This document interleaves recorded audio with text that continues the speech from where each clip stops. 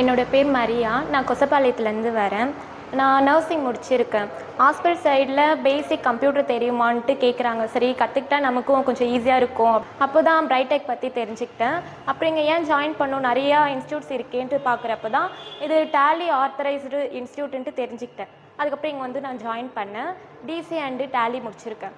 TCA பார்த்தீங்கன்னா power point, word இதெல்லாம் அப்படிலாம் எல்லா ஒர்க்லையுமே மோஸ்ட்லி கேட்பாங்க வேர்ட்னா என்னன்னு சொல்லிட்டு. அப்போ இது எனக்கு கொஞ்சம் ஈஸியாக இருந்துச்சு. அப்புறம் டேலி பண்ணேன்.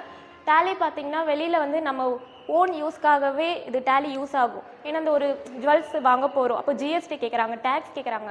அப்படிலாம் என்னன்னு தெரியாமல் நம்மமான அமௌண்ட் பே பண்ணிட்டு வரும். இப்போ இது கற்றுக்கிட்ட பிறகு இதுதான் நம்ம ஜிஎஸ்டி கட்டுறோம், டேக்ஸ் கட்டுறோம், சென்ட்ரல் கவர்மெண்ட்னா என்ன, ஸ்டேட்டுக்கு டேக்ஸ் எவ்வளோ கட்டுறோம் அப்படின்னு நிறையா தெரிஞ்சுக்கிட்டோம்.